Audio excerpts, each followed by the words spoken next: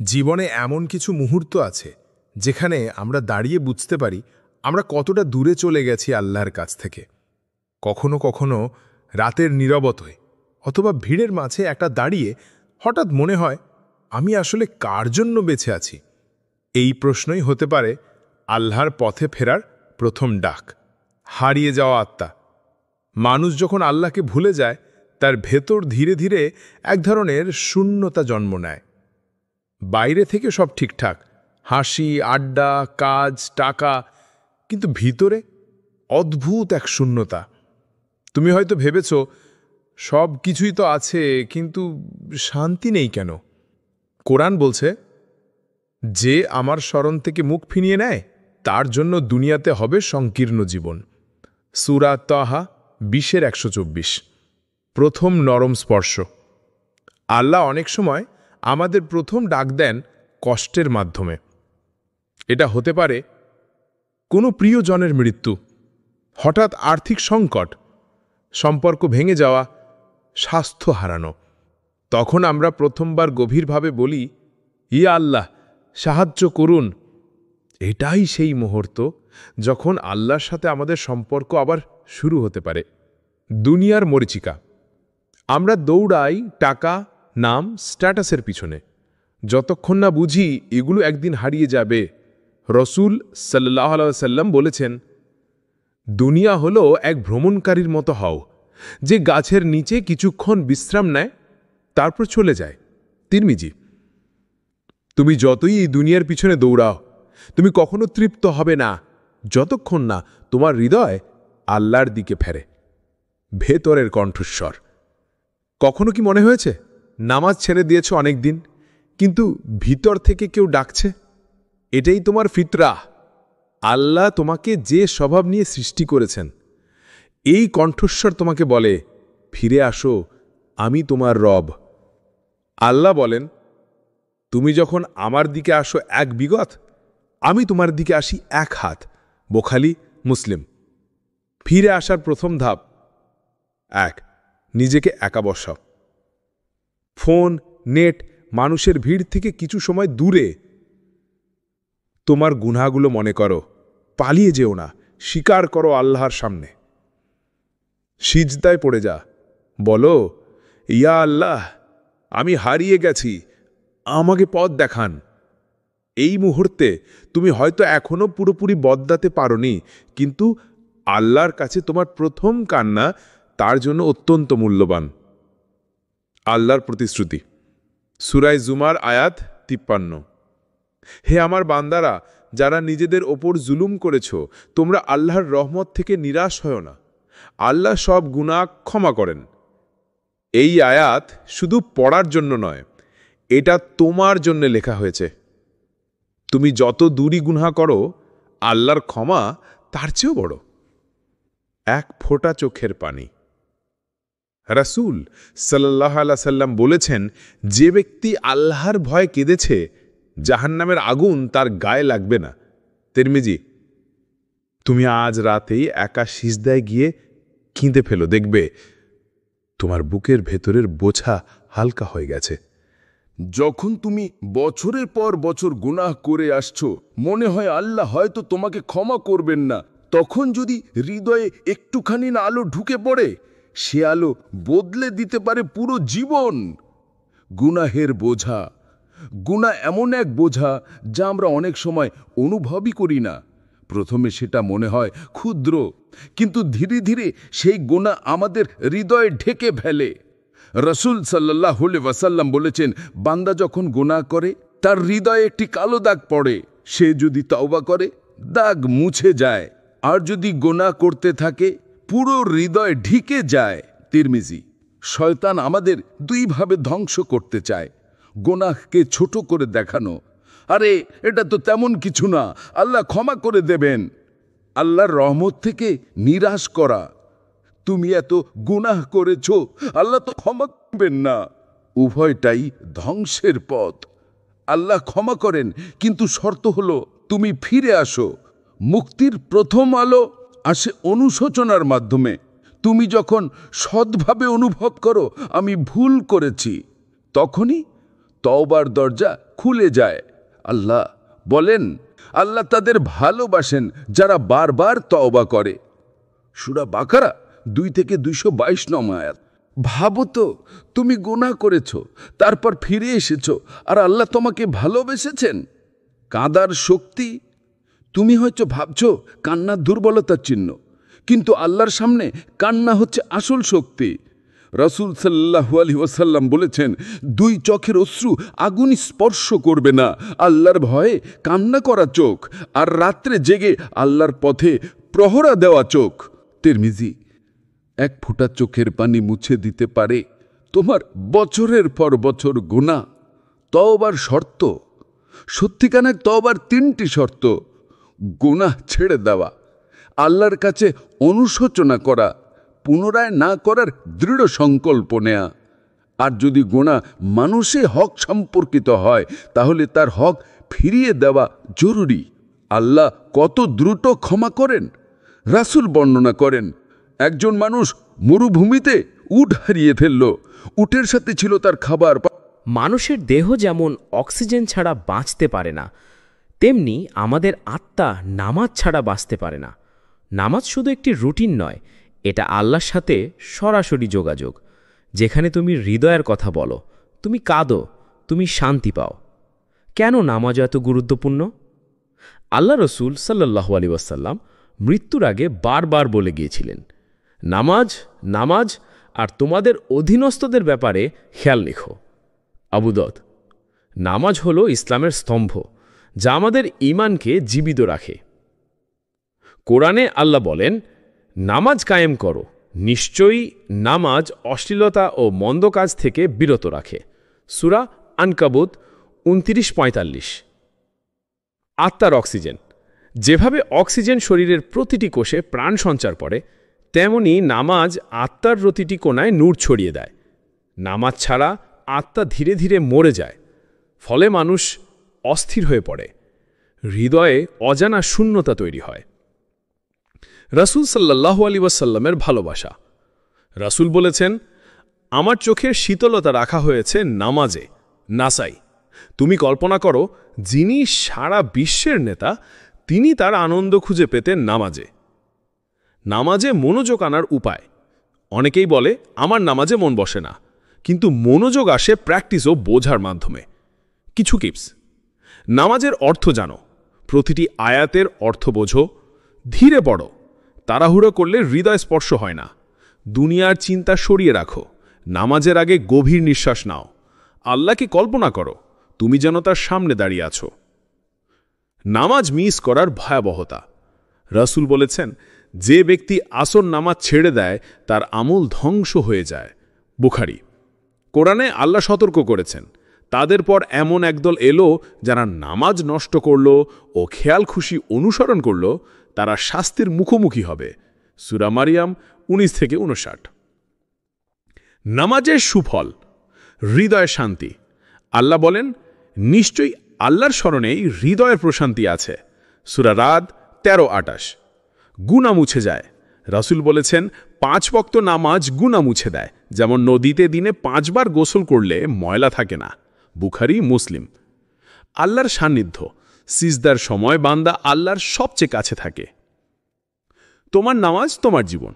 যদি তুমি নামাজ কায়েম করো, তাহলে আল্লাহ তোমার জীবন, রিজিক, সমস্যার সমাধান সবকিছুতে বরকত দেবেন। যদি তুমি নামাজ অবহেলা করো, তবে দুনিয়া ও আখিরাতে ক্ষতি অনিবার্য। আজ থেকেই শুরু করো। তুমি যতই গুনাহ করো না কেন, আজ থেকেই নামাজ শুরু করো। প্রথমে 5 ওয়াক্ত কঠিন লাগতে পারে, কিন্তু ধীরে ধীরে এটা তোমার জীবনের অক্সিজেন হয়ে যাবে। যখন তুমি পথ হারিয়ে ফেলো, যখন অন্ধকার তোমার চারপাশ ঘিরে ধরে, তখন তোমার হাতে থাকে একটি আলো, যেটা শুধু তোমার জন্যই পাঠানো হয়েছে আল্লাহর তরফ থেকে। এটাই কোরআন। কোরআন কোনো সাধারণ বই নয়, এটা আসমান থেকে নাজিল হওয়া আল্লাহর কালাম, যেটা মানুষের লেখা নয়, বরং রব্বুল আলমিনের হুকুম। আল্লাহ বলেন, এটি এমন এক কিতাব যাতে কোনো সন্দেহ নেই, এটা মুত্তাকিদের জন্য হিদায়াত। সূরা বাকারা 2-2। জীবনের রোডম্যাপ। দুনিয়া একটা পরীক্ষা, আর কোরআন হলো পরীক্ষার উত্তরপত্র। যেমন ড্রাইভার রোডম্যাপ ছাড়া গন্তব্যে পৌঁছাতে পারে না, তেমনি কোরআন ছাড়া মানুষ সঠিক পথে চলতে পারে না। কোরআনের নূর। রাসূল সাল্লাল্লাহু আলাইহি ওয়াসাল্লাম বলেছেন, আল্লাহর ঘরগুলোতে যখন কোরআন তিলাওয়াত হয় তখন নূর আসমান পর্যন্ত উঠে যায়। হাকিম। তুমি যখন একা বসে কোরআন পড়ো তখন ফেরেশতারা তোমার ঘর ঘিরে ফেলে, রহমত নেমে আসে, হৃদয় নরম হয়ে যায়। কোরআন ও তোমার সম্পর্ক।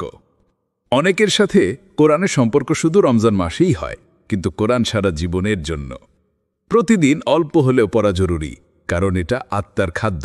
যেভাবে খাবার না খেলে শরীর দুর্বল হয়ে যায়, তেমনি কোরআন ছাড়া আত্মা দুর্বল হয়ে পড়ে। কোরআন শেখা শ্রেষ্ঠ কাজ। রাসূল সাল্লাল্লাহু আলাইহি ওয়াসাল্লাম বলেছেন, তোমাদের মধ্যে সে ব্যক্তি শ্রেষ্ঠ যে কোরআন শিখে এবং শেখায়। বুখারী। তুমি যদি কোরআন শেখাও, তোমার প্রতিটি অক্ষরের জন্য সওয়াব চলতে থাকবে, তুমি মারা যাবার পরও। কোরআনের হিদায়াত। আল্লাহ বলেন, আমি এই কোরআনে মানুষের জন্য প্রত্যেক প্রকার দৃষ্টান্ত বর্ণনা করেছি, যাতে তারা শিক্ষা গ্রহণ করে। সূরা জুমার 39:27। কোরআন শুধু ইবাদতের জন্য নয়, এটা তোমাকে ব্যবসা, পরিবার, সম্পর্ক, ন্যায় অন্যায় সব কিছু শেখায়। কোরআন ত্যাগের পরিণতি। রাসূলের অভিযোগ হবে, আমার উম্মতেই কোরআনকে পরিত্যাগ করেছে। সূরা ফুরকান 25:30। যদি আমরা কোরআনকে শুধু তাকের ওপরে রাখি আর জীবন বদলাতে ব্যবহার না করি, তাহলে সেটা কোরআন ত্যাগের মধ্যে পড়বে। কোরআন পড়ার সৌভাগ্য। প্রতিটি অক্ষরের জন্য 10টি নেকি লেখা হয়। রাসূল সাল্লাল্লাহু আলাইহি ওয়াসাল্লাম বলেছেন, আমি বলি না যে আলিফ লাম মিম একটি অক্ষর, বরং আলিফ একটি অক্ষর, লাম একটি অক্ষর, মিম একটি অক্ষর। তিরমিজি। কল্পনা করো, তুমি কয়েক মিনিট তেলাওয়াত করলে হাজারো নেকি লিখে ফেলা হবে। আজ থেকেই শুরু করো। তুমি হয়তো ভাবছো আমার আরবি জানা নেই, কোনো সমস্যা নেই। আজ থেকেই বাংলা অনুবাদ পড়া শুরু করো। এক আয়াত হলেও বুঝে পড়ো, কারণ কোরআন বুঝে পড়লেই জীবন বদলে যায়। তুমি যতই দূরে চলে যাও, তুমি যতই পাপ করো, তোমার রব কখনো তোমার জন্য ক্ষমার দরজা বন্ধ করেন না। একটি শব্দ, একটি অশ্রু, একটি সিজদা তোমার জীবনকে নতুন করে শুরু করে দিতে পারে। এটাই তাওবা। তাওবা মানে কি? তাওবা শব্দের অর্থ ফিরে আসা, পাপের পথ ছেড়ে আল্লাহর পথে ফিরে আসা। আল্লাহ বলেন, তোমরা সবাই আল্লাহর দিকে তাওবা করো, হে মুমিনগণ, যাতে তোমরা সফল হও। সূরা নূর 24:31। তাওবা শুধু মুখে আস্তাগফিরুল্লাহ বলা নয়, এটা হৃদয়ের গভীর থেকে অনুতাপ, পাপ ছেড়ে দেওয়ার দৃঢ় সংকল্প। আল্লাহর রহমতের সীমা নেই। আল্লাহ বলেন, হে আমার বান্দারা, যারা নিজেদের উপর জুলুম করেছ, তোমরা আল্লাহর রহমত থেকে নিরাশ হইও না। নিশ্চয় আল্লাহ সব পাপ ক্ষমা করেন। সূরা জুমার 39:53। এটা সবচেয়ে আশাবঞ্চক আয়াত। যত বড় পাপ হোক, আল্লাহ ক্ষমা করতে প্রস্তুত। তওবা দেরি না করে করো। মৃত্যুর সময় এসে গেলে তওবা গ্রহণ হয় না। রাসূল সাল্লাল্লাহু আলাইহি ওয়াসাল্লাম বলেছেন, আল্লাহ বান্দার তওবা গ্রহণ করেন যতক্ষণ না মৃত্যুর মুহূর্ত এসে যায়। তিরমিজি। তাই আজই, এখনই তুমি যে পাপে আছো সেটা ছেড়ে দিয়ে তওবা করো। তওবার শর্ত: 1. পাপ ছেড়ে দেওয়া, সাথে সাথে। 2. অতীতের জন্য অনুতাপ, গভীর হৃদয়ে। 3. ভবিষ্যতে না ফেরার অঙ্গীকার। 4. মানুষের হক ফিরিয়ে দেওয়া যদি কারো ক্ষতি করে থাকো। তওবার উদাহরণ: হযরত কাব ইবনে মালিক রাদিয়াল্লাহু আনহু তাবুক যুদ্ধ থেকে বিনা কারণে পিছিয়ে পড়েছিলেন। রাসূল সাল্লাল্লাহু আলাইহি ওয়াসাল্লাম 50 দিন তার সাথে কথা বলেননি। অবশেষে তিনি গভীর তওবা করলেন এবং আল্লাহ কোরআনে তার তওবা কবুলের ঘোষণা দিলেন। সূরা তওবা 9:118। শয়তানের ফাঁদ: শয়তান তোমাকে বলবে, তুমি এত পাপ করেছ, তোমার তওবা কবুল হবে না। কিন্তু আসল সত্য হল, শয়তান চায় তুমি চেষ্টা করাই বাদ দাও। তওবার শক্তি: একজন মানুষ যদি জীবনের সব সময় পাপে ডুবে থেকেও মৃত্যুর আগে আন্তরিক তওবা করে, আল্লাহ তাকে এমনভাবে ক্ষমা করেন যেন সে কোনো পাপই করেনি। রাসূল সাল্লাল্লাহু আলাইহি ওয়াসাল্লাম বলেছেন, যে তওবা করে সে এমন যেন কখনো পাপই করেনি। ইবনে মাজাহ। তওবা ও দোয়া: তওবার সময় আস্তাগফিরুল্লাহ রব্বি মিন কুল্লি যাম্মি ওয়া আতুবু ইলাইহি বেশি বেশি বলা সুন্নাত। সাথে সাথে সালাতুত তাওবা পড়া, 2 রাকাত নামাজ, পাপের জন্য ক্ষমা প্রার্থনা করা। তুমি কি কখনো এমন সময়ে পড়েছ যখন মনে হয়েছে সব শেষ হয়ে গেছে? তোমার চারপাশে অন্ধকার, প্রিয় মানুষ দূরে সরে গেছে, স্বপ্ন ভেঙে গেছে, প্রার্থনা যেন আকাশে পৌঁছাচ্ছে না। তখন তোমার হাতে একটাই অস্ত্র থাকে, সবর। আর এই সাবর এটা দুর্বলদের নয়, এটা কেবল তারাই পারে যাদের অন্তরে আল্লাহর প্রতি অটল বিশ্বাস আছে। 22 সাবর আসলে কি? অনেকে ভাবে সাবর মানে চুপচাপ সহ্য করা। না, ভুল। সাবর মানে হলো আল্লাহর উপর আস্থা রেখে ধৈর্য ধরা। এটা এক ধরনের ভেতরের শক্তি যা তোমাকে বলে, হ্যাঁ এটা কষ্টের, কিন্তু আমার রব দেখছেন, আমার জন্য এর পেছনে কোনো হিকমা আছে। মানসুয়াক, কুরআন সূরা বাকারা আয়াত 153। হে ঈমানদারগণ, ধৈর্য ও নামাজের মাধ্যমে সাহায্য প্রার্থনা করো, নিশ্চয়ই আল্লাহ ধৈর্যশীলদের সাথে আছেন। মানসুপার বাকারা। 22 সাবারের 3 ধরন। আল্লাহর আনুগত্যে স্থির থাকা, যেমন 5 ওয়াক্তের সালাত, রোজা, হিজাব, হালাল হারাম মেনে চলা। এসবের ধারাবাহিকতা বজায় রাখা কঠিন, কিন্তু এটাও সাবার। 22 গুনাহ থেকে বিরত থাকার ধৈর্য, যেমন হারাম ব্যবসা, অবৈধ সম্পর্ক, গীবত, রিবা ইত্যাদি, এসব থেকে নিজেকে বাঁচিয়ে রাখাও সাবারের অংশ। 22 পরীক্ষায় ধৈর্য ধরা, যেমন মৃত্যু, দারিদ্র্য, অসুস্থতা, বেকারত্ব, এইসব সময় আল্লাহর দিকে ফিরে আসা। হাদিস বুখারী ও মুসলিম। মুমিনের অবস্থা আশ্চর্যজনক। সুখ পেলে শকর করে, এতে তার কল্যাণ, আর কষ্ট পেলে সাবর করে, তাতেও তার কল্যাণ। 22 সাবর কষ্ট কমায় কিভাবে? তুমি যখন কষ্টে আছো এবং আল্লাহর উপর ভরসা করছো, তখন তোমার অন্তর শান্ত হয়। তুমি জানো এটা স্থায়ী না। তোমার রব বলছেন সূরা আশ-শারহ আয়াত 5-6, নিশ্চয়ই কষ্টের সাথে আছে স্বস্তি, হ্যাঁ কষ্টের সাথে আছে স্বস্তি। 22 নবীদের জীবনে সাবরের শিক্ষা। ইউসুফ আলাইহিসসালাম, ভাইদের বিশ্বাসঘাতকতা, কারাবাস, তবু ধৈর্য। আইয়ুব আলাইহিসসালাম সব হারিয়েও অসুস্থ অবস্থায় বলেছিলেন, আমার রব, কষ্ট আমাকে স্পর্শ করেছে, আর তুমি সর্বাধিক দয়ালু। মুহাম্মদ সাল্লাল্লাহু আলাইহি ওয়াসাল্লাম, তায়েফের অপমান, বদরের যুদ্ধ, প্রিয়জন হারানো, তবু মুখে ছিল আলহামদুলিল্লাহ। 22 সাবরের ফলাফল, আল্লাহর সান্নিধ্য। নিশ্চয়ই আল্লাহ ধৈর্যশীলদের সাথে আছেন।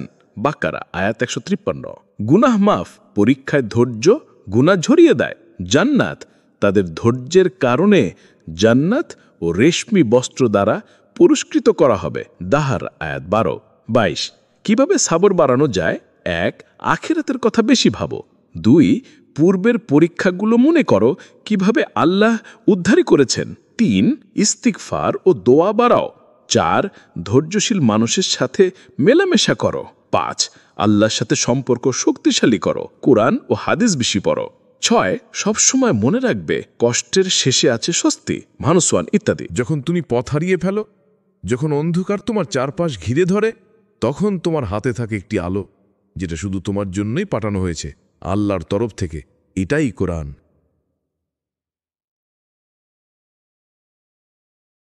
কোরআন আল্লাহর সরাসরি বাণী। কোরআন কোনো সাধারণ বই নয়, এটা আসমান থেকে নাজিল হওয়া আল্লাহর কালাম, যেটা মানুষের লেখা নয়, বরং রব্বুল আলামিনের হুকুম। আল্লাহ বলেন, এটি এমন এক কিতাব যাতে কোনো সন্দেহ নেই, এটা মুত্তাকিদের জন্য হিদায়াত। সূরা বাকারা 2:2। জীবনের রোডম্যাপ। দুনিয়া একটা পরীক্ষা, আর কোরআন হলো পরীক্ষার উত্তরপত্র। যেমন ড্রাইভার রোডম্যাপ ছাড়া গন্তব্যে পৌঁছতে পারে না, তেমনি কোরআন ছাড়া মানুষ সঠিক পথে চলতে পারে না। কোরআনের নূর। রসুল সাল্লাল্লাহু আলাইহি ওয়াসাল্লাম বলেছেন, আল্লাহর ঘরগুলোতে যখন কোরআন তেলাওয়াত হয়, তখন নূর আসমান পর্যন্ত উঠে যায়। হাকিম। তুমি যখন একা বসে কোরআন পড়ো, তখন ফেরেশতারে তোমার ঘর ঘিরে ফেলে, রহমত নেমে আসে, হৃদয় নরম হয়ে যায়। কোরআন ও তোমার সম্পর্ক। অনেকের সাথে কোরআনের সম্পর্ক শুধু রমজান মাসেই হয়, কিন্তু কোরআন ছাড়া জীবনের জন্য প্রতিদিন অল্প হলেও পড়া জরুরি, কারণ এটা আত্মার খাদ্য। যেভাবে খাবার না খেলে শরীর দুর্বল হয়ে যায়, তেমনি কোরআন ছাড়া আত্মা দুর্বল হয়ে পড়ে। কোরআন শেখা শ্রেষ্ঠ কাজ। রসুল সাল্লাল্লাহু আলাইহি ওয়াসাল্লাম বলেছেন, তোমাদের মধ্যে সেই ব্যক্তি শ্রেষ্ঠ যে কোরআন শেখে এবং শেখায়। বুখারী।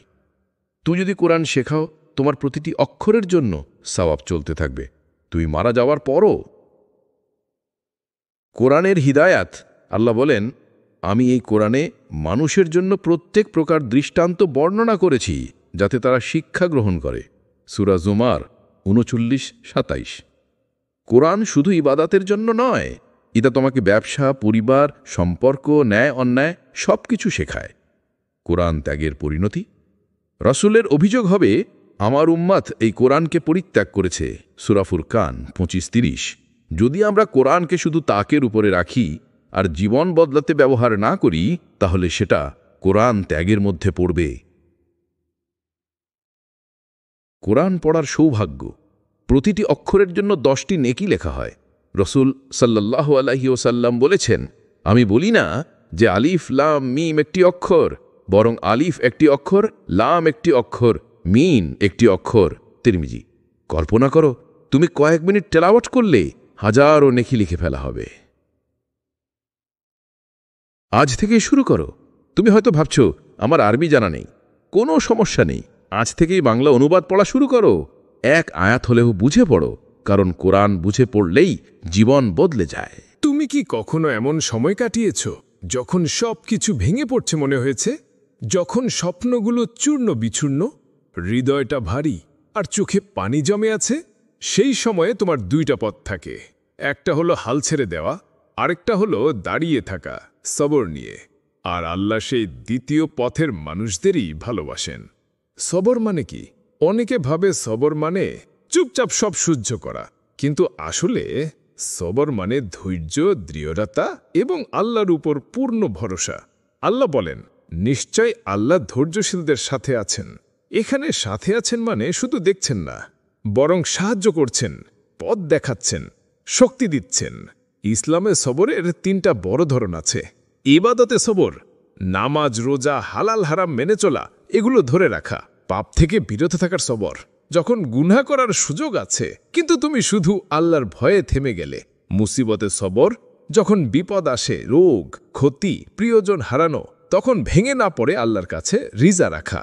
কোরআনে আল্লাহ বলেন, সবরশীলদের প্রতিদান হিসাব ছাড়া দেওয়া হবে, অর্থাৎ এত বেশি পুরস্কার যা আমরা কল্পনাও করতে পারি না। সবর তখনই আসল যখন প্রথম আঘাতটা লাগে। রাসূল সাল্লাল্লাহু আলাইহি ওয়াসাল্লাম বলেছেন, সবর হলো প্রথম আঘাতের সময়। এর মানে কষ্ট আসার সাথে সাথে যদি আমরা মুখে অভিযোগ না করি, বরং আল্লাহর উপর ভরসা রাখি, তাহলেই সেটা সত্যিকারের সবর। একজন সাহাবীর ছেলে মারা গেল। তিনি গভীর দুঃখ পেলেন, কিন্তু বললেন, ইন্না লিল্লাহি ওয়া ইন্না ইলাইহি রাজিউন, আমরা আল্লাহর জন্যই এবং তার কাছেই ফিরে যাব। রাসূল জানালেন, আল্লাহ তার জন্য জান্নাতে একটি বিশেষ বাড়ি বানিয়ে রেখেছেন, যার নাম বায়াতুল হামদ, কৃতজ্ঞতার ঘর। সবর আমরা কিভাবে শিখব? মনে রেখো, দুনিয়া যেটা সেই নয়। যা হারিয়েছ সেটা শুধু এই দুনিয়ায় ছিল। দোয়া করো, হে আল্লাহ, আমাকে সবরের তৌফিক দিন। এই দোয়া রাসূল সাল্লাল্লাহু আলাইহি ওয়াসাল্লাম করতেন। আগের কষ্টের কথা মনে করো, তুমি এর আগেও বিপদ পার করেছ, এবারও পারবে ইনশাল্লাহ। সৎ মানুষের সঙ্গ নাও, যারা আল্লাহর কথা মনে করিয়ে দেয়, তারা তোমার ধৈর্য ভানিয়ে দেবে। এই দুনিয়া ক্ষণস্থায়ী। এখানে সুখও আছে, কষ্টও আছে, কিন্তু সবই একদিন শেষ হয়ে যাবে। একদিন আমাদের সবাইকে ফিরতে হবে এক অনন্ত জীবনের দিকে, যেখানে নেই মৃত্যু, নেই দুঃখ, নেই হতাশা, যার নাম জান্নাত। জান্নাতের প্রতিশ্রুতি। সূরা আলে ইমরান, আয়াত 133। আর তোমরা তোমাদের প্রভুর ক্ষমার দিকে এবং সেই জান্নাতের দিকে দ্রুত অগ্রসর হও, যার প্রস্থ আসমান ও জমিনের সমান, যা প্রস্তুত করা হয়েছে মুত্তাকিদের জন্য। জান্নাত কেমন হবে? নদী বয়ে যাবে নিচ দিয়ে, সোনার ও রূপার বাসন, সুগন্ধে ভরা বাগান, কোনো ক্লান্তি নেই, কোনো দুঃখ নেই, এক অনন্ত শান্তি। হাদিসে রাসূল সাল্লাল্লাহু আলাইহি ওয়াসাল্লাম বলেছেন, জান্নাতে যা কিছু আছে তা চোখ কখনো দেখেনি, কান কখনো শোনেনি এবং মানুষের হৃদয়ে তার কল্পনাও আসেনি। বুখারী ও মুসলিম। জান্নাত কারা পাবে? যারা আল্লাহ ও তার রাসূলের আনুগত্য করবে, যারা সালাত কায়েম করবে, যারা ধৈর্য ধারণ করবে, যারা তওবা করবে ও গুনাহ থেকে বাঁচবে। জান্নাতের পথে জীবন। আমরা যদি জান্নাত চাই তাহলে দুনিয়াকে জান্নাতের টিকিটের জন্য ব্যবহার করতে হবে। এই টিকিটের মূল্য হল ঈমান প্লাস আমল প্লাস আল্লাহর রহমতের আশা। নাজাতের চাবি, সূরা জুখরুফ আয়াত ৬৮ থেকে ৭০। হে আমার বান্দারা, আজ তোমাদের কোনো ভয় নেই, তোমরা দুঃখিতও হবে না। তোমরা জান্নাতে প্রবেশ করো, তোমরা ও তোমাদের স্ত্রীগণ আনন্দিত হয়ে। উপসংহার, আজ থেকেই আমাদের লক্ষ্য হোক, আমি জান্নাতের জন্য বাঁচব। যখন মৃত্যু আসবে তখন যেন আল্লাহ আমাদের বলেন, তুমি সফল হয়েছ, প্রবেশ করো আমার জান্নাতে। তুমি কি কখনো এমন অবস্থায় পড়েছ যখন চারপাশের সব দরজা বন্ধ মনে হয়েছে, যখন মানুষের সাহায্য পাওনি? ঠিক তখনই তুমি যদি আল্লাহর দিকে মুখ ফিরিয়ে বলো, হে আল্লাহ, আমি আপনার উপর ভরসা করছি, তাহলেই শুরু হয় তাওয়াক্কুলের সফর। তাওয়াক্কুলের অর্থ কি? ঊর্ধ্ব মানে পূর্ণ আস্থা রেখে আল্লাহর উপর নির্ভর করা। এটা কেবল মুখে বলা নয়, বরং হৃদয়ের এক গভীর বিশ্বাস যে আল্লাহ যা করবেন সেটাই আমার জন্য সেরা। কুরআনে তাওয়াক্কুল, সূরা আল ইমরান আয়াত ১৫৯। ভরসা করো, নিশ্চয়ই আল্লাহ ভরসাকারীদের ভালোবাসেন। তাওয়াক্কুল নট অলসতা। অনেকে ভাবে তাওয়াক্কুল মানে কিছু না করে বসে থাকা। না, রাসূল সাল্লাল্লাহু আলাইহি সাল্লাম বলেছিলেন, তুমি উটকে বেঁধে রাখো, তারপর আল্লাহর উপর ভরসা করো। তিরমিজি, অর্থাৎ তুমি চেষ্টা করবে, ব্যবস্থা নেবে, তারপর ফলাফল আল্লাহর হাতে ছেড়ে দেবে। কেন তাওয়াক্কুল জরুরি? এটি মনের শান্তি আনে, ভয় ও দুশ্চিন্তা দূর করে, আল্লাহর প্রেম ও রহমত পাওয়া যায়। সূরা তালাক আয়াত ৩, যে আল্লাহর উপর ভরসা করে আল্লাহ তার জন্য যথেষ্ট। বাস্তব জীবনে তাওয়াক্কুল, চাকরির চেষ্টা করো, ফলাফল আল্লাহর হাতে দাও। অসুস্থ হলে চিকিৎসা নাও, আরোগ্য আল্লাহর হাতে দাও। পরীক্ষার প্রস্তুতি নাও, সাফল্য আল্লাহর হাতে দাও। তাওয়াক্কুলের ফল, যখন তুমি আল্লাহর উপর ভরসা করো তখন ব্যর্থতা থাকলেও হতাশা আসে না, কারণ তুমি জানো এটা আমার জন্য আল্লাহর পরিকল্পনার অংশ। জীবনে এমন কিছু মুহূর্ত আছে যেখানে আমরা দাঁড়িয়ে বুঝতে পারি আমরা কতটা দূরে চলে গেছি আল্লাহর কাছ থেকে। কখনো কখনো রাতের নীরবতায় অথবা ভিড়ের মাঝে একটা দাঁড়িয়ে হঠাৎ মনে হয়, আমি আসলে কার জন্য বেঁচে আছি? এই প্রশ্নই হতে পারে আল্লাহর পথে ফেরার প্রথম ডাক। হারিয়ে যাওয়া আত্মা। মানুষ যখন আল্লাহকে ভুলে যায়, তার ভেতর ধীরে ধীরে এক ধরনের শূন্যতা জন্ম নেয়। বাইরে থেকে সব ঠিকঠাক, হাসি, আড্ডা, কাজ, টাকা, কিন্তু ভিতরে অদ্ভুত এক শূন্যতা। তুমি হয়তো ভেবেছ সব কিছুই তো আছে, কিন্তু শান্তি নেই কেন? কোরআন বলছে, যে আমার স্মরণ থেকে মুখ ফিরিয়ে নেয় তার জন্য দুনিয়াতে হবে সংকীর্ণ জীবন। সূরা তাহা ২০-১২। প্রথম নরম স্পর্শ। আল্লাহ অনেক সময় আমাদের প্রথম ডাক দেন কষ্টের মাধ্যমে। এটা হতে পারে কোনো প্রিয়জনের মৃত্যু, হঠাৎ আর্থিক সংকট, সম্পর্ক ভেঙে যাওয়া, স্বাস্থ্য হারানো। তখন আমরা প্রথমবার গভীরভাবে বলি, ইয়া আল্লাহ, সাহায্য করুন। এটাই সেই মুহূর্ত যখন আল্লাহর সাথে আমাদের সম্পর্ক আবার শুরু হতে পারে। দুনিয়ার মরিচিকা। আমরা দৌড়াই টাকা, নাম, স্ট্যাটাসের পিছনে, যতক্ষণ না বুঝি এগুলো একদিন হারিয়ে যাবে। রাসূল সাল্লাল্লাহু আলাইহি সাল্লাম বলেছেন, দুনিয়া হলো এক ভ্রমণকারীর মতো হও, যে গাছের নিচে কিছুক্ষণ বিশ্রাম নেয়, তারপর চলে যায়। তিরমিজি। তুমি যতই এই দুনিয়ার পিছনে দৌড়াও, তুমি কখনো তৃপ্ত হবে না যতক্ষণ না তোমার হৃদয় আল্লাহর দিকে ফেরে। ভেতরের কণ্ঠস্বর। কখনো কি মনে হয়েছে নামাজ ছেড়ে দিয়েছ অনেক দিন, কিন্তু ভিতর থেকে কেউ ডাকছে? এটাই তোমার ফিতরাহ। আল্লাহ তোমাকে যে স্বভাব নিয়ে সৃষ্টি করেছেন, এই কণ্ঠস্বর তোমাকে বলে, ফিরে আসো, আমি তোমার রব। আল্লাহ বলেন, তুমি যখন আমার দিকে আসো 1 বিগত, আমি তোমার দিকে আসি 1 হাত। বোখারি, মুসলিম। ফিরে আসার প্রথম ধাপ 1, নিজেকে একা বসাও। ফোন, নেট, মানুষের ভিড় থেকে কিছু সময় দূরে। তোমার গুনাহগুলো মনে করো, পালিয়ে যেও না, স্বীকার করো আল্লাহর সামনে। সিজদায় পড়ে যা, বলো, ইয়া আল্লাহ, আমি হারিয়ে গেছি, আমাকে পথ দেখান। এই মুহূর্তে তুমি হয়তো এখনো পুরোপুরি বদলাতে পারোনি, কিন্তু আল্লাহর কাছে তোমার প্রথম কান্না তার জন্য অত্যন্ত মূল্যবান। আল্লাহর প্রতিশ্রুতি, সূরা জুমার আয়াত 53। হে আমার বান্দারা, যারা নিজেদের ওপর জুলুম করেছ, তোমরা আল্লাহর রহমত থেকে নিরাশ হয় না। আল্লাহ সব গুনাহ ক্ষমা করেন। এই আয়াত শুধু পড়ার জন্য নয়, এটা তোমার জন্য লেখা হয়েছে। তুমি যত দূরই গুনাহ করো, আল্লাহর ক্ষমা তার চেয়েও বড়। 1 ফোঁটা চোখের পানি। রাসূল সাল্লাল্লাহু আলাইহি সাল্লাম বলেছেন, যে ব্যক্তি আল্লাহর ভয়ে কেঁদেছে, জাহান্নামের আগুন তার গায়ে লাগবে না। তিরমিজি। তুমি আজ রাতেই একা সিজদায় গিয়ে কেঁদে ফেলো, দেখবে তোমার বুকের ভেতরের বোঝা হালকা হয়ে গেছে।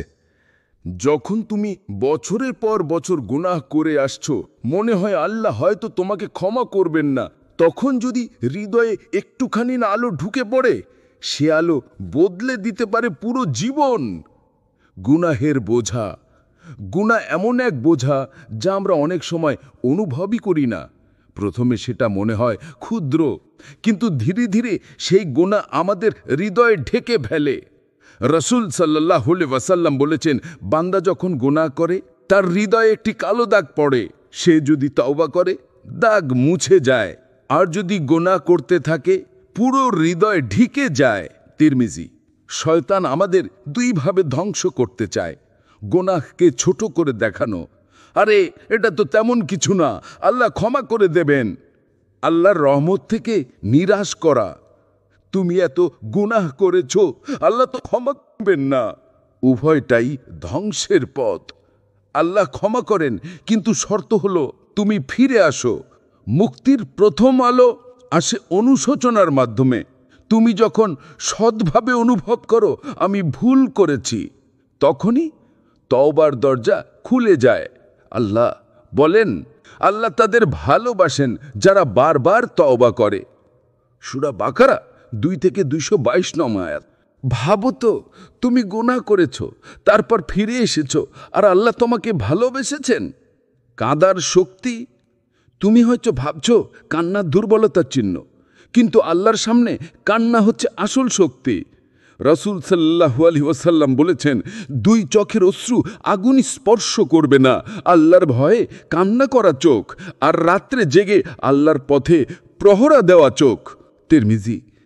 1 ফোঁটা চোখের পানি মুছে দিতে পারে তোমার বছরের পর বছর গুনাহ। তওবার শর্ত, সত্যিকারের তওবার 3টি শর্ত: গুনাহ ছেড়ে দেওয়া, আল্লাহর কাছে অনুশোচনা করা, পুনরায় না করার দৃঢ় সংকল্প নেয়া। আর যদি গুনাহ মানুষে হক সম্পর্কিত হয়, তাহলে তার হক ফিরিয়ে দেওয়া জরুরি। আল্লাহ কত দ্রুত ক্ষমা করেন। রাসূল বর্ণনা করেন, একজন মানুষ মরুভূমিতে উট হারিয়ে ফেলল। উটের সাথে ছিল তার খাবার। মানুষের দেহ যেমন অক্সিজেন ছাড়া বাঁচতে পারে না, তেমনি আমাদের আত্মা নামাজ ছাড়া বাঁচতে পারে না। নামাজ শুধু একটি রুটিন নয়, এটা আল্লাহর সাথে সরাসরি যোগাযোগ। যেখানে তুমি হৃদয়ের কথা বলো, তুমি কাঁদো, তুমি শান্তি পাও। কেন নামাজ এত গুরুত্বপূর্ণ? আল্লাহ রসুল সাল্লাল্লাহু আলাইহি ওয়াসাল্লাম মৃত্যুর আগে বারবার বলে গিয়েছিলেন, নামাজ, নামাজ, আর তোমাদের অধীনস্থদের ব্যাপারে খেয়াল রেখো। আবু দাউদ। নামাজ হলো ইসলামের স্তম্ভ, যা আমাদের ঈমানকে জীবিত রাখে। কোরআনে আল্লাহ বলেন, নামাজ কায়েম করো, নিশ্চয়ই নামাজ অশ্লীলতা ও মন্দ কাজ থেকে বিরত রাখে। সূরা আনকাবুত 29:45। আত্মার অক্সিজেন। যেভাবে অক্সিজেন শরীরের প্রতিটি কোষে প্রাণ সঞ্চার করে, তেমনি নামাজ আত্মার প্রতিটি কোণায় নূর ছড়িয়ে দেয়। নামাজ ছাড়া আত্মা ধীরে ধীরে মরে যায়। ফলে মানুষ অস্থির হয়ে পড়ে, হৃদয়ে অজানা শূন্যতা তৈরি হয়। রাসূল সাল্লাল্লাহু আলাইহি ওয়াসাল্লামের ভালোবাসা। রাসূল বলেছেন, আমার চোখের শীতলতা রাখা হয়েছে নামাজে। নাসাই। তুমি কল্পনা করো, যিনি সারা বিশ্বের নেতা, তিনি তার আনন্দ খুঁজে পেতেন নামাজে। নামাজে মনোযোগ আনার উপায়। অনেকেই বলে আমার নামাজে মন বসে না, কিন্তু মনোযোগ আসে প্র্যাকটিস ও বোঝার মাধ্যমে। কিছু টিপস। নামাজের অর্থ জানো, প্রতিটি আয়াতের অর্থ বোঝো, ধীরে পড়ো, তাড়াহুড়ো করলে হৃদয় স্পর্শ হয় না। দুনিয়ার চিন্তা সরিয়ে রাখো, নামাজের আগে গভীর নিঃশ্বাস নাও, আল্লাহকে কল্পনা করো তুমি যেন তার সামনে দাঁড়িয়ে আছো। নামাজ মিস করার ভয়াবহতা। রাসূল বলেছেন, যে ব্যক্তি আসর নামাজ ছেড়ে দেয় তার আমল ধ্বংস হয়ে যায়। বুখারী। কোরআনে আল্লাহ সতর্ক করেছেন, তাদের পর এমন একদল এলো যারা নামাজ নষ্ট করল ও খেয়াল খুশি অনুসরণ করল, তারা শাস্তির মুখোমুখি হবে। সূরা মারিয়াম 19-59। নামাজের সুফল। হৃদয় শান্তি। আল্লাহ বলেন, নিশ্চয়ই আল্লাহর স্মরণেই হৃদয়ের প্রশান্তি আছে। সূরা রাদ 13-28।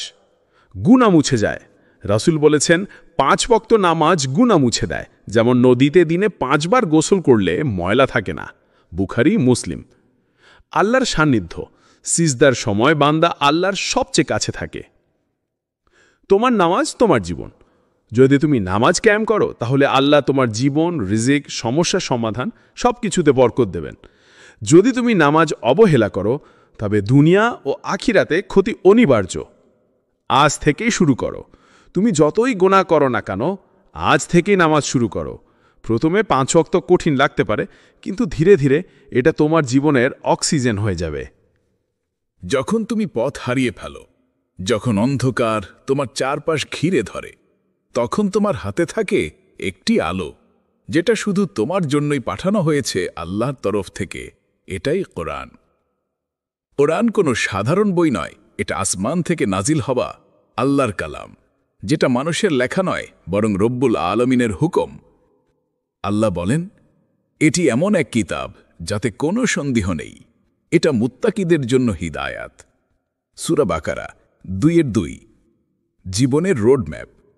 দুনিয়া একটা পরীক্ষা, আর কোরআন হলো পরীক্ষার উত্তরপত্র। যেমন ড্রাইভার রোডম্যাপ ছাড়া গন্তব্যে পৌঁছাতে পারে না, তেমনি কোরআন ছাড়া মানুষ সঠিক পথে চলতে পারে না। কোরআনের নূর। রাসূল সাল্লাল্লাহু আলাইহি ওয়াসাল্লাম বলেছেন, আল্লাহর ঘরগুলোতে যখন কোরআন তিলাওয়াত হয়, তখন নূর আসমান পর্যন্ত উঠে যায়। হাকিম। তুমি যখন একা বসে কোরআন পড়ো, তখন ফেরেশতারা তোমার ঘর ঘিরে ফেলে, রহমত নেমে আসে, হৃদয় নরম হয়ে যায়। কোরআন ও তোমার সম্পর্ক। অনেকের সাথে কোরআনের সম্পর্ক শুধু রমজান মাসেই হয়, কিন্তু কোরআন সারা জীবনের জন্য। প্রতিদিন অল্প হলেও পড়া জরুরি, কারণ এটা আত্মার খাদ্য। যেভাবে খাবার না খেলে শরীর দুর্বল হয়ে যায়, তেমনি কোরআন ছাড়া আত্মা দুর্বল হয়ে পড়ে। কোরআন শেখা শ্রেষ্ঠ কাজ। রাসূল সাল্লাল্লাহু আলাইহি ওয়াসাল্লাম বলেছেন, তোমাদের মধ্যে সে ব্যক্তি শ্রেষ্ঠ যে কোরআন শিখে এবং শেখায়। বুখারী। তুমি যদি কোরআন শেখাও, তোমার প্রতিটি অক্ষরের জন্য সওয়াব চলতে থাকবে, তুমি মারা যাবার পরও। কোরআনের হিদায়াত। আল্লাহ বলেন, আমি এই কোরআনে মানুষের জন্য প্রত্যেক প্রকার দৃষ্টান্ত বর্ণনা করেছি, যাতে তারা শিক্ষা গ্রহণ করে। সূরা জুমার 39-27। কোরআন শুধু ইবাদতের জন্য নয়, এটা তোমাকে ব্যবসা, পরিবার, সম্পর্ক, ন্যায় অন্যায় সব কিছু শেখায়। কোরআন ত্যাগের পরিণতি। রাসূলের অভিযোগ হবে, আমার উম্মতেই কোরআনকে পরিত্যাগ করেছে। সূরা ফুরকান 25-30। যদি আমরা কোরআনকে শুধু তাকের ওপরে রাখি আর জীবন বদলাতে ব্যবহার না করি, তাহলে সেটা কোরআন ত্যাগের মধ্যে পড়বে। কোরআন পড়ার সৌভাগ্য। প্রতিটি অক্ষরের জন্য 10টি নেকি লেখা হয়। রাসূল সাল্লাল্লাহু আলাইহি ওয়াসাল্লাম বলেছেন, আমি বলি না যে আলিফ লাম মিম একটি অক্ষর, বরং আলিফ একটি অক্ষর, লাম একটি অক্ষর, মিম একটি অক্ষর। তিরমিজি। কল্পনা করো, তুমি কয়েক মিনিট তেলাওয়াত করলে হাজারো নেকি লিখে ফেলা হবে। আজ থেকেই শুরু করো। তুমি হয়তো ভাবছো আমার আরবি জানা নেই, কোনো সমস্যা নেই। আজ থেকেই বাংলা অনুবাদ পড়া শুরু করো। এক আয়াত হলেও বুঝে পড়ো, কারণ কোরআন বুঝে পড়লেই জীবন বদলে যায়। তুমি যতই দূরে চলে যাও, তুমি যতই পাপ করো, তোমার রব কখনো তোমার জন্য ক্ষমার দরজা বন্ধ করেন না। একটি শব্দ, একটি অশ্রু, একটি সিজদা তোমার জীবনকে নতুন করে শুরু করে দিতে পারে। এটাই তাওবা। তাওবা মানে কি? তাওবা শব্দের অর্থ ফিরে আসা, পাপের পথ ছেড়ে আল্লাহর পথে ফিরে আসা। আল্লাহ বলেন, তোমরা সবাই আল্লাহর দিকে তাওবা করো, হে মুমিনগণ, যাতে তোমরা সফল হও। সূরা নূর 24-31।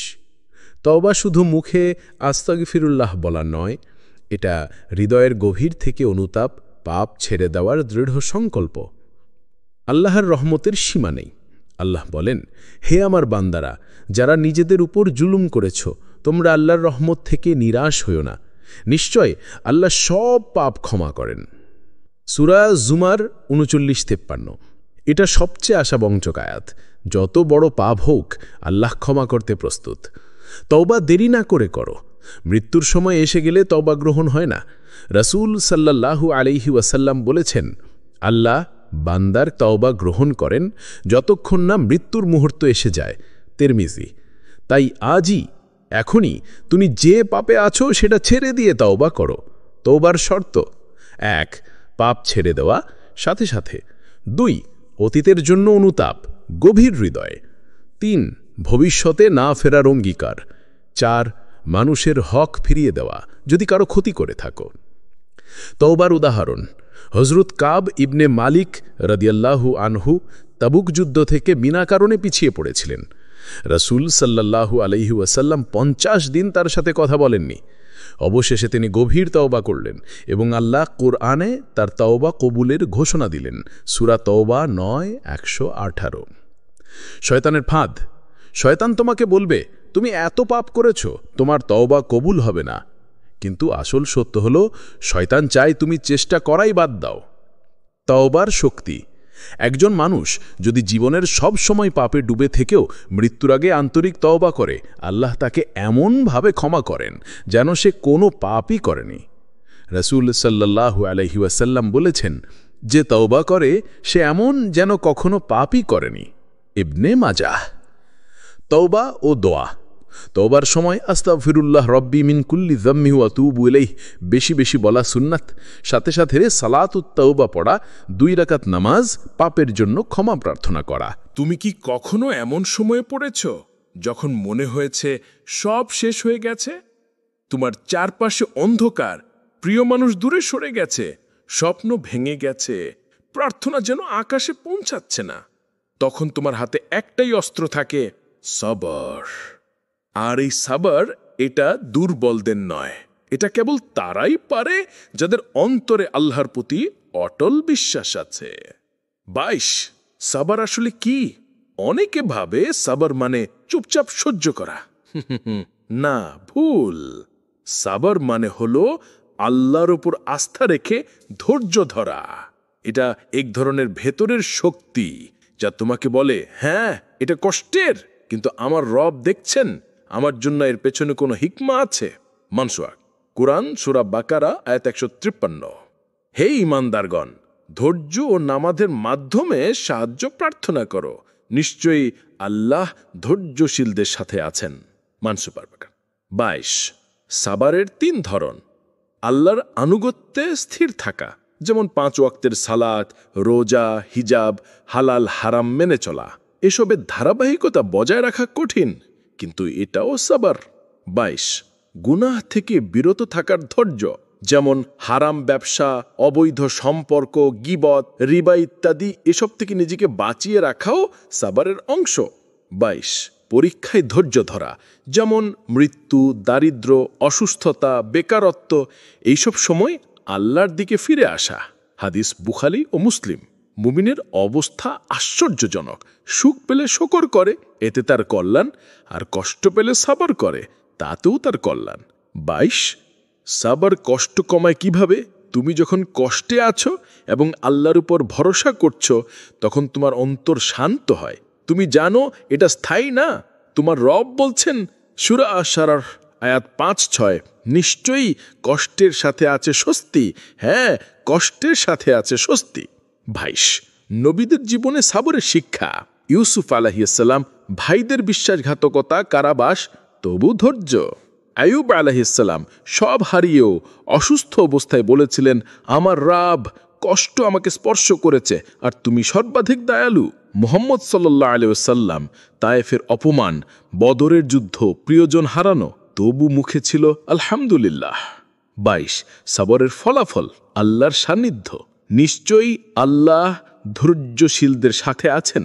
বাকারা আয়াত 153। গুনাহ মাফ, পরীক্ষায় ধৈর্য গুনাহ ঝরিয়ে দেয়। জান্নাত, তাদের ধৈর্যের কারণে জান্নাত ও রেশমি বস্ত্র দ্বারা পুরস্কৃত করা হবে। দাহার আয়াত 12। 22 কিভাবে সাবর বাড়ানো যায়? 1 আখিরাতের কথা বেশি ভাবো। 2 পূর্বের পরীক্ষাগুলো মনে করো, কিভাবে আল্লাহ উদ্ধারী করেছেন। 3 ইস্তিগফার ও দোয়া বাড়াও।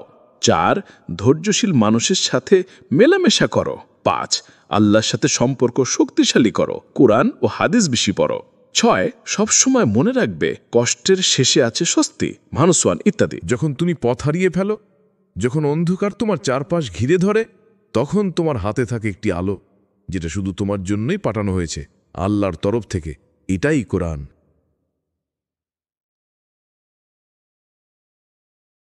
কোরআন আল্লাহর সরাসরি বাণী।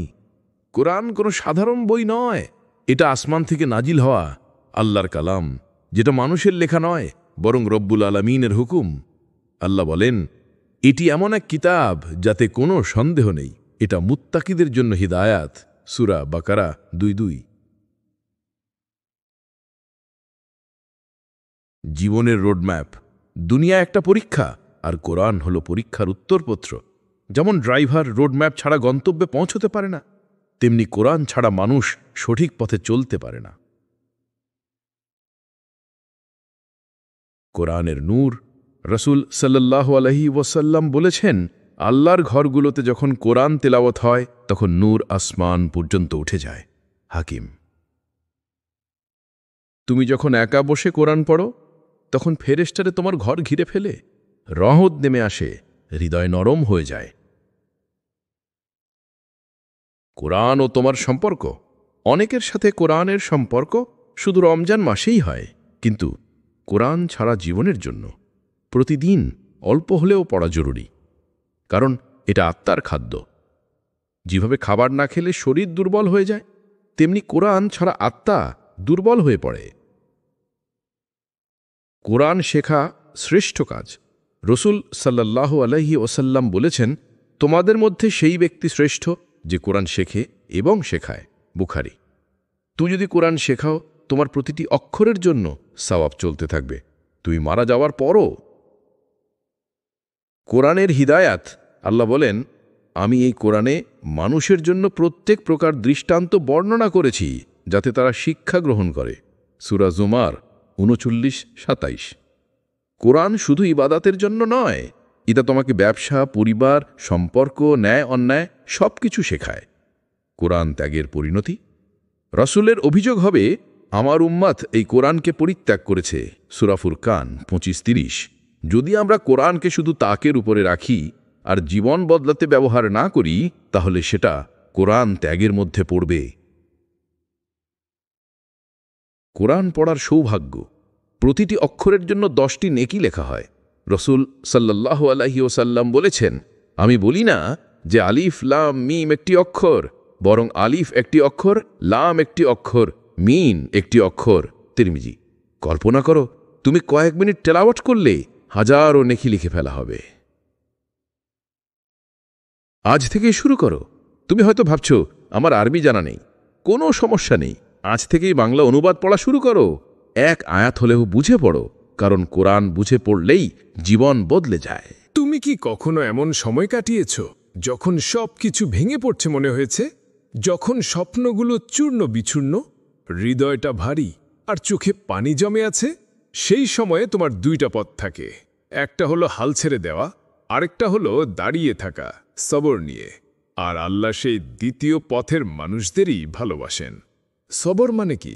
অনেকে ভাবে সবর মানে চুপচাপ সব সহ্য করা, কিন্তু আসলে সবর মানে ধৈর্য, দৃঢ়তা এবং আল্লাহর উপর পূর্ণ ভরসা। আল্লাহ বলেন, নিশ্চয় আল্লাহ ধৈর্যশীলদের সাথে আছেন। এখানে সাথে আছেন মানে শুধু দেখছেন না, বরং সাহায্য করছেন, পথ দেখাচ্ছেন, শক্তি দিচ্ছেন। ইসলামে সবরের 3টা বড় ধরন আছে। ইবাদতে সবর, নামাজ, রোজা, হালাল হারাম মেনে চলা, এগুলো ধরে রাখা। পাপ থেকে বিরত থাকার সবর, যখন গুনাহ করার সুযোগ আছে কিন্তু তুমি শুধু আল্লাহর ভয়ে থেমে গেলে। মুসিবতে সবর, যখন বিপদ আসে, রোগ, ক্ষতি, প্রিয়জন হারানো, তখন ভেঙে না পড়ে আল্লাহর কাছে রিজা রাখা। কোরআনে আল্লাহ বলেন, সবরশীলদের প্রতিদান হিসাব ছাড়া দেওয়া হবে, অর্থাৎ এত বেশি পুরস্কার যা আমরা কল্পনাও করতে পারি না। সবর তখনই আসল যখন প্রথম আঘাতটা লাগে। রাসূল সাল্লাল্লাহু আলাইহি ওয়াসাল্লাম বলেছেন, সবর হলো প্রথম আঘাতের সময়। এর মানে কষ্ট আসার সাথে সাথে যদি আমরা মুখে অভিযোগ না করি, বরং আল্লাহর উপর ভরসা রাখি, তাহলেই সেটা সত্যিকারের সবর।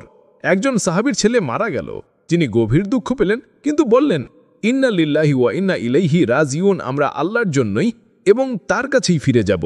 রাসূল জানালেন, আল্লাহ তার জন্য জান্নাতে একটি বিশেষ বাড়ি বানিয়ে রেখেছেন, যার নাম বায়াতুল হামদ, কৃতজ্ঞতার ঘর। সবর আমরা কিভাবে শিখব? মনে রেখো, দুনিয়া যেটা সেই নয়, যা হারিয়েছ সেটা শুধু এই দুনিয়ায় ছিল। দোয়া করো, হে আল্লাহ আমাকে সবরের তৌফিক দিন। এই দোয়া রাসূল সাল্লাল্লাহু আলাইহি ওয়াসাল্লাম করতেন। আগের কষ্টের কথা মনে করো, তুমি এর আগেও বিপদ পার করেছ, এবারও পারবে ইনশাল্লাহ। সৎ মানুষের সঙ্গ নাও, যারা আল্লাহর কথা মনে করিয়ে দেয়, তারা তোমার ধৈর্য ভানিয়ে দেবে। এই দুনিয়া ক্ষণস্থায়ী, এখানে সুখ আছে, কষ্ট আছে, কিন্তু সবই একদিন শেষ হয়ে যাবে। একদিন আমাদের সবাইকে ফিরতে হবে এক অনন্ত জীবনের দিকে, যেখানে নেই মৃত্যু, নেই দুঃখ, নেই হতাশা, যার নাম জান্নাত। জান্নাতের প্রতিশ্রুতি, সূরা আলে ইমরান, আয়াত ১৩৩। আর তোমরা তোমাদের প্রভুর ক্ষমার দিকে এবং সেই জান্নাতের দিকে দ্রুত অগ্রসর হও, যার প্রস্থ আসমান ও জমিনের সমান, যা প্রস্তুত করা হয়েছে মুত্তাকিদের জন্য। জান্নাত কেমন হবে? নদী বয়ে যাবে নিচ দিয়ে, সোনার ও রূপার বাসন, সুগন্ধে ভরা বাগান, কোনো ক্লান্তি নেই, কোনো দুঃখ নেই, এক অনন্ত শান্তি। হাদিসে রাসূল সাল্লাল্লাহু আলাইহি ওয়াসাল্লাম বলেছেন, জান্নাতে যা কিছু আছে তা চোখ কখনো দেখেনি, কান কখনো শোনেনি এবং মানুষের হৃদয়ে তার কল্পনাও আসেনি। বুখারী ও মুসলিম। জান্নাত কারা পাবে?